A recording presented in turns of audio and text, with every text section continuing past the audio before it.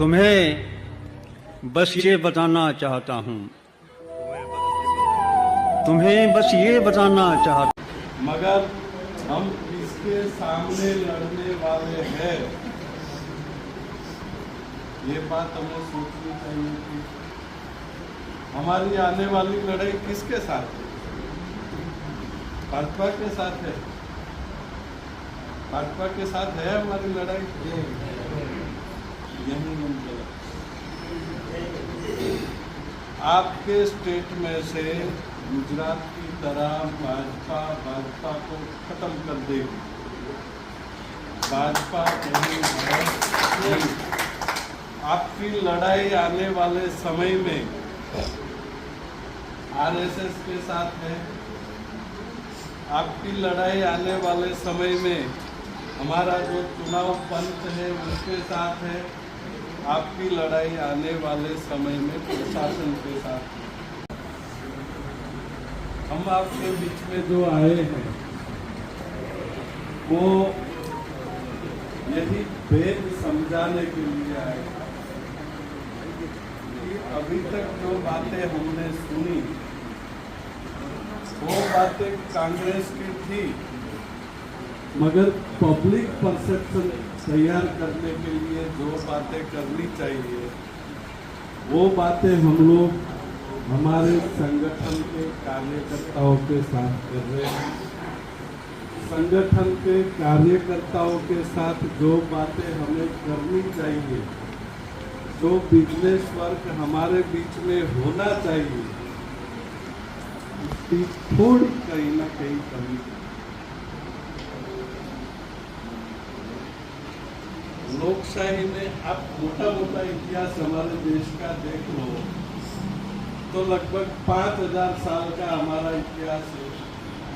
5000 साल में से कितने साल हुए कि हम लोग सत्ता में बैठेगा कौन, ये तय करने का अधिकार हमें मिला? केवल 75 साल। 75 साल के बाद बांसवाड़ा जिले के इतनी पॉपुलेशन में से यहाँ हॉल में लगभग 0.5% लोग यहाँ पर हम उपस्थित हैं। हम लोग अपने आप को लीडर मानते हैं, जो यहाँ पर उपस्थित नहीं है उनके लीडर्स हैं आप सब लोग।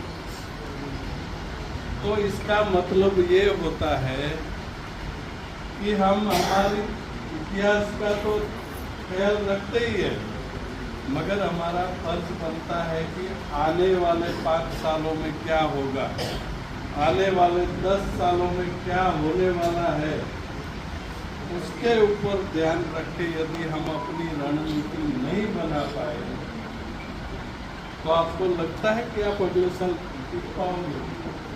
अगले चुनाव में आप टिक पाओगे? पंचायत परिषद में आप जीत पाओगे? यहाँ पर जितनी भी बातें हुई या तो भाजपा की हुई, उनकी शासन पद्धति की हुई, या कांग्रेस ने या हमने सबने क्या किया, इस बात पे बात हुई, मगर हम किसके सामने लड़ने वाले हैं, ये बात हमें सोचनी चाहिए कि हमारी आने वाली लड़ाई किसके साथ है। भाजपा के साथ है, भाजपा के साथ है हमारी लड़ाई। यही हम गलत। आपके स्टेट में से गुजरात की तरह भाजपा को खत्म कर देगी।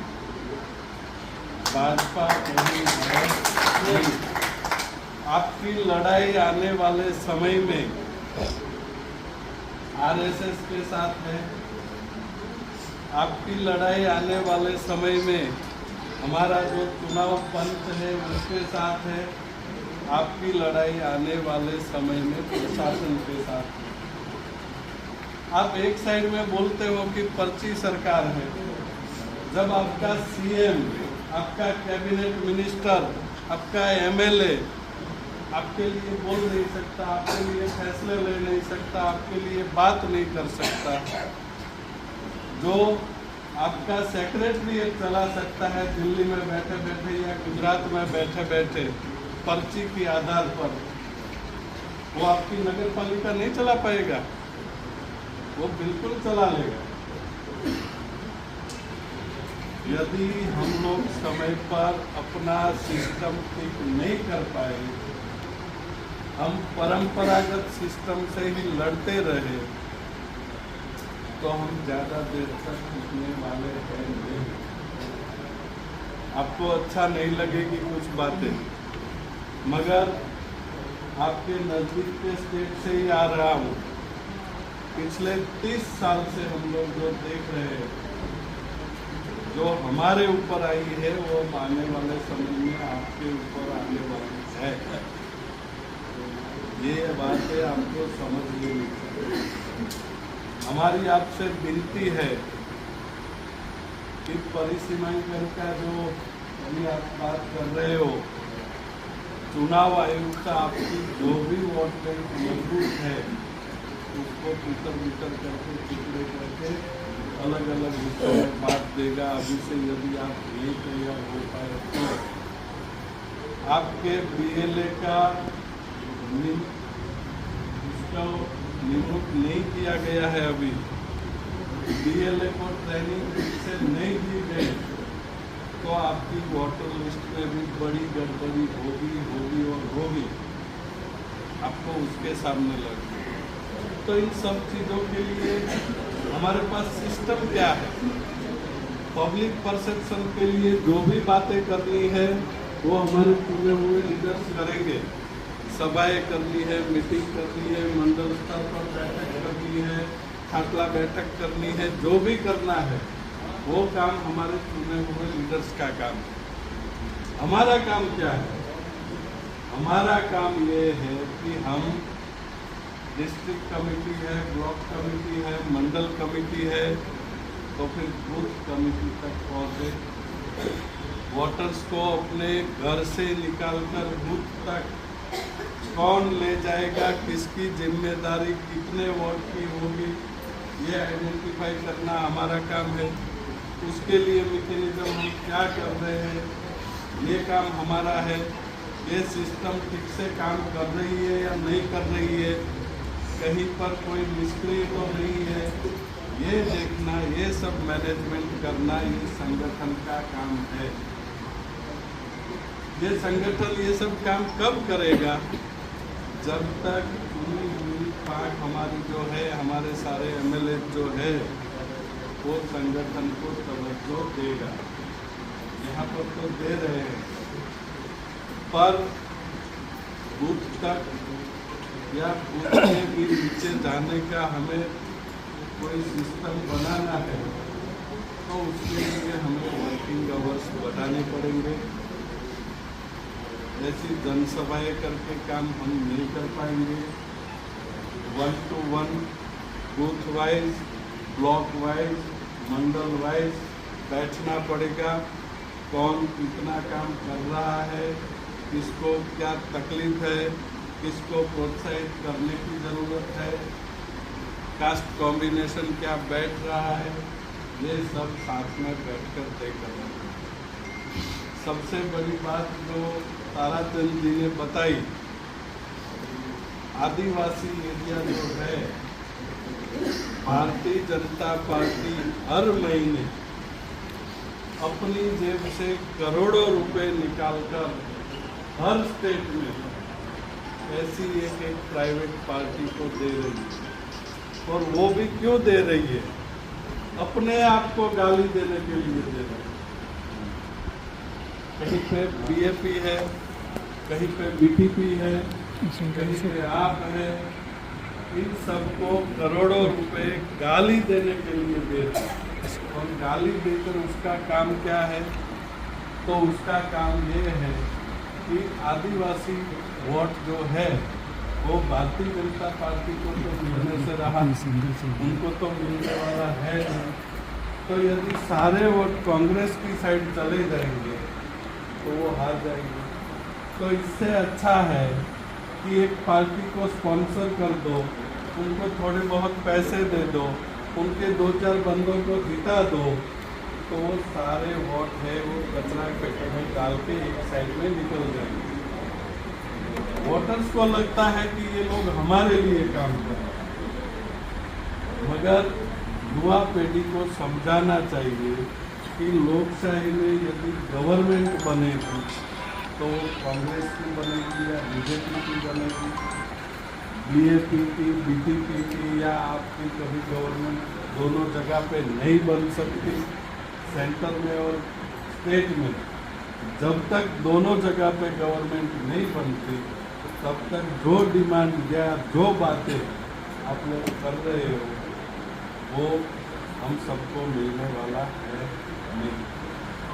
दूसरा, युवा पीढ़ी को हमें ये भी समझाना चाहिए कि आज हम लोग जो डिमांड कर रहे हैं वो क्यों कर रहे हैं। आज से 75 साल पहले किसी ने ये सोची थी कि हम ये डिमांड भी कर पाएंगे।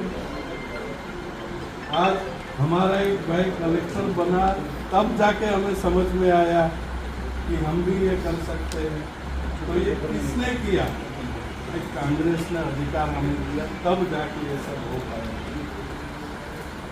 आने वाले समय में हम लोग हर असेंबली पे, हर ब्लॉक पे, हर मंडल पे आपका जो वर्किंग सिस्टम है उसे देखने का, समझने का, आप सबको सुनने का और उसका एनालिसिस करने की जिम्मेदारी हमारी है। आप लोग जो कहेंगे, आप लोग जो बोलेंगे, आप लोग हमें जो समझाएंगे, उसी बात को हम AICC तक और CCC तक पहुंचाने का काम करेंगे। आपको यदि किसी बात की दिक्कत है या किसी बात की परेशानी है तो वो भी आपका मैसेज हम AICC तक पहुंचाने की कोशिश करेंगे। कांग्रेस में ये पहली बार हो रहा है कि हमारा मुखिया जो है वो डायरेक्टली डिस्ट्रिक्ट प्रेसिडेंट और ब्लॉक प्रेसिडेंट के साथ बात कर रहा है।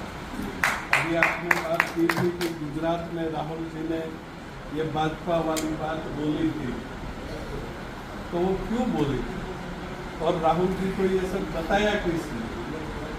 राहुल जी 3 दिन तक गुजरात रुके थे और उस टाइम हर ब्लॉक प्रेसिडेंट के साथ उन्होंने 1-to-1 बात की।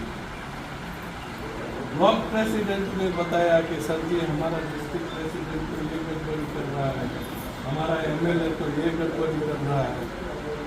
तब जाके राहुल गांधी ने ये जो बात बोली है वो सबके सामने, मीडिया के सामने बोली है।